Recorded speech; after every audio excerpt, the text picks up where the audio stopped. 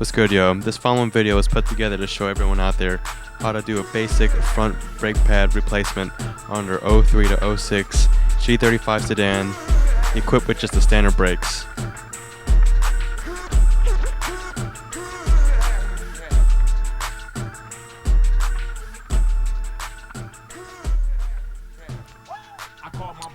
Alright, so I want to first start off by just going over all the basic tools that you're going to need for this process of replacing your brake pads. You got your gloves, you got your brush for scrubbing the brake calipers, you got your brake lube that you can apply to all the moving parts. You got your torque wrenches, your normal socket wrench. I have a C-clamp I'm going to use to compress the piston of the caliper, a big bucket of degreaser here, my jack, my tire iron. I got my catch pan here to catch all the dirty fluids, and of course your dirty rag. Alright, so go ahead and first start off by busting all the loose bolts. Don't remove them completely until you jack the car up, secure it on jacks. Boom, here's the brake caliper. We're going to get to the first bolt, which is on the very bottom of the front side of the brake caliper. There's two bolts actually. Here's the top bolt right here, as you can see. We're going to loosen that, but not remove that. We want to keep that on there to hold the brake caliper. We want to take that bottom bolt off, so that way we can go ahead and swivel up this brake caliper, and we can rest it on top of the rotor. So I went ahead and removed that bolt. It's a 14mm socket. It's only got about 20 pounds of torque on there, so it's very light to remove. Keep that bolt on, like I said, but just leave it loose, and boom, here we go. Let's go ahead and move this brake caliper on up. Alright, so you can go ahead and rest it on the rotor over there. Now you want to go ahead and start removing these old brake pads. Be careful not to damage your retainers, because these pieces can kind of be a pain in the butt to come by. Alright, so all we gotta do is give it a little wiggle here and it'll pop out real easy.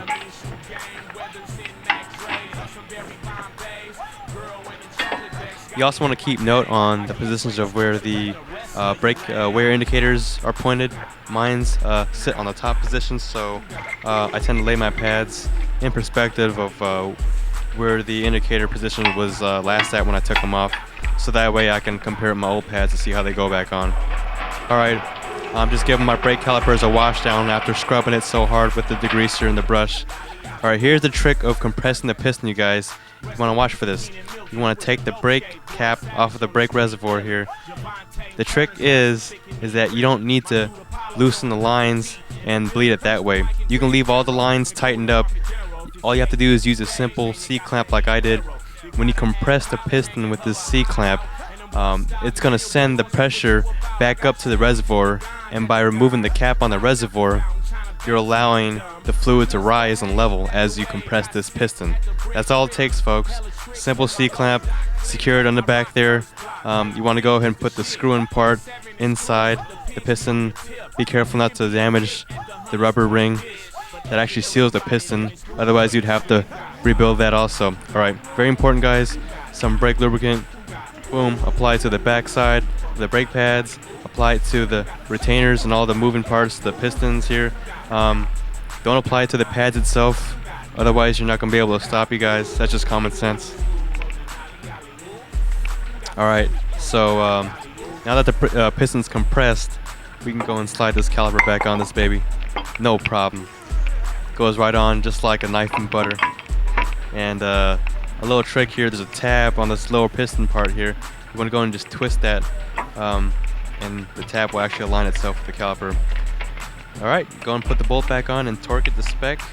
I even included some torque specs here for you. It's actually out of the SFM. As you can see, it's 17 to 22 pounds torque for those bolts, so don't over torque them, you guys. They don't need too much. Again, this is the back side. This is looking at the driver's side caliper, so those will be the frontmost side of the calipers, and those will be the bolts you'll need to basically loosen up. One last important thing, you guys. There's a little, what they call a pad return lever. It's like a little tab, and you want to make sure that that actually goes in that little loophole that's on the pad wear indicator itself. Otherwise, it's not going to function properly.